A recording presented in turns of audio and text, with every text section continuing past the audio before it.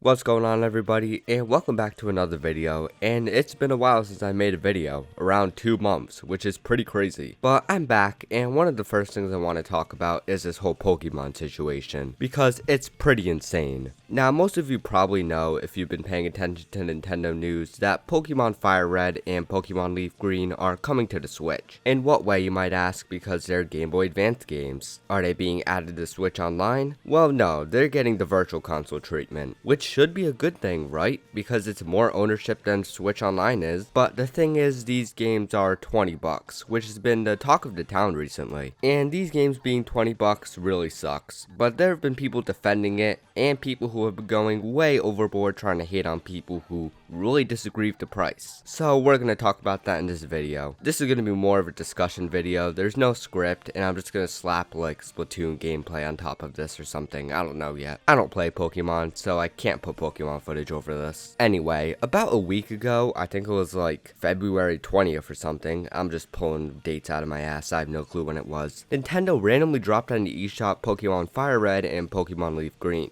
Now, this was a shock because this is the first time the classic Pokemon games have been put on Switch, aside from remakes. And the internet was furious and happy at the same time. They were furious because it came with a $20 price tag, but they were also happy that we got classic Pokemon games on Switch. And this was like 2 a.m. in the morning where I am. So I didn't read the news until the next morning when everyone was already done with their little blow-ups. Which, now that I think about it, I actually found out because of a Twitter thread that was uploaded like not even 5 minutes after I woke up, and there were still people arguing about it. So no, this was like a multi-day event.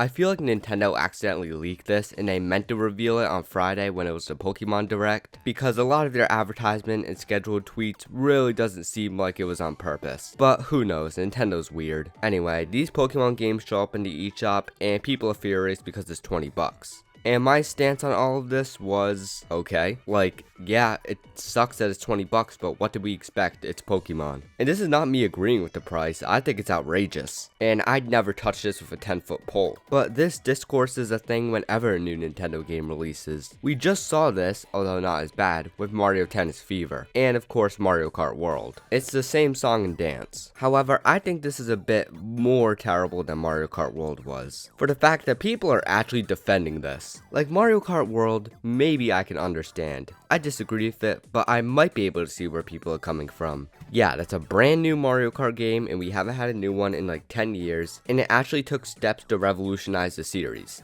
Sure, maybe someone could make an argument justifying the $80 price tag, even though it's still insane. But I don't understand how you can justify $20 GBA games. There's nothing changed here. I haven't mentioned that yet, but there's nothing changed about these games. They are literally just Game Boy Advance games, probably running on the Switch Online emulator, put on the eShop for $20. And not to mention that they removed home support from the description. There was originally home support in the description that said coming soon, but then they removed it. This is either going to age extremely poorly, such as them revealing that it is supported tomorrow and they want it to be a surprise, or we just won't get home support for these games. Who knows what Game Freak is planning. But people are trying to justify the $20 price tag. Like, I don't understand how you can justify anything like this. This is pretty insane. So for fun, let's break down all of the fanboys' arguments because they're really stupid. Number 1, you're complaining cause you're broke. This is the dumbest argument I've ever heard in my entire life. So if you go on like Reddit or anything, some of the defense is,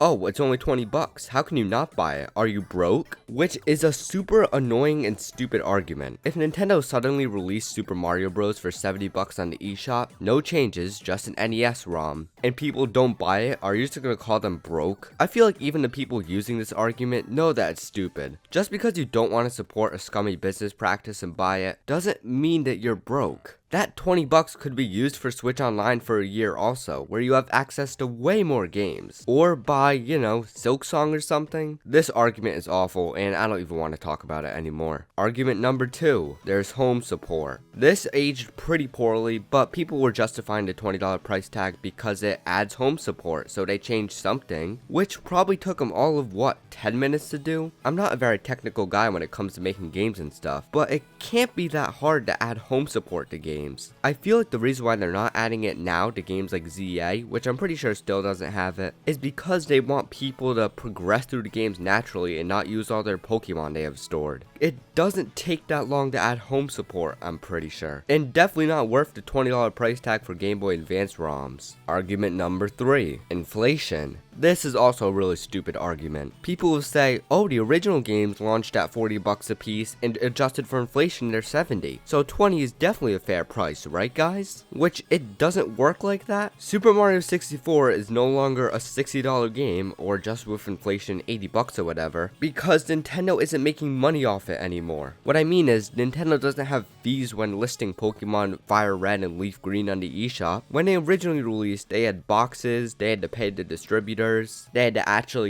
make the game and make their money back. What are they doing now? Putting ROMs in the eShop? I mean, I'm pretty sure anyone could just plop a ROM into an emulator. It's not that hard. They don't need to make millions off this game like they did when it originally released to break even or whatever. This argument is so stupid. It makes no sense. Does that mean Mario 64 should still be $60 on the eShop, the same price as Super Mario Odyssey? Or adjust it for inflation apparently and make it $80? That makes zero sense. There's no reason why these Pokemon games should be above like $10. If they did work to them, maybe I'd understand the $20 price tag. But again, they did nothing to these games. Absolutely nothing. Now the thing is, I don't care if you buy these games. I really couldn't care less. If you do, you're contributing to a bad business practice, but I can't stop you. If you want to enjoy these games again, sure, you do that. I'm not going to scream into a void saying, oh, don't buy these. I disagree with buying them, and I think that is contributing to a bad business practice. So I'll vote with my wallet, but at the same time, I wasn't going to buy these games anyway, so it doesn't really matter. But if you want to buy it, all power to you, go ahead. I'm not one to judge who does what for their $20. But why are we attacking people again? I thought we've already learned our lesson. Anytime something like this happens, it just turns into personal insults being spewed at each other, which I've said time and time again is pretty childish. Both sides are absolute idiots in this situation. The people who aren't buying it, cool, just keep your mouth shut and emulate it. Why do we have to go on our high horse and tell everyone that we're emulating this? Nobody cares. And no one cares if you buy it. If you want to contribute to bad business practices, you do you. The argument I do see about people who are trying to defend this is, oh, stop telling people what to do with their money, which, as I've said before, I agree. The thing is, if we keep buying stuff like this, how do we expect things to change? The Pokemon company could release absolute garbage on the plate and people would buy it and it wouldn't change anything. We'd still get crappy games. People who complain about modern day Pokemon and go ahead and buy it are the main problem. If you don't want your Game Boy Advance games to be $20, then don't buy the Pokemon games. It's not really that hard. Vote with your wallet. Are we really that incapable as a fan base to vote with our wallet? I don't even know why I'm asking that. Of course Pokemon fans are incapable. I really do hope something changes in the future with this type of discourse and with the games in general, because these games should not be $20. But people also shouldn't be acting like it's the end of the world. I feel like this is just a ploy to see how much Nintendo can get away with.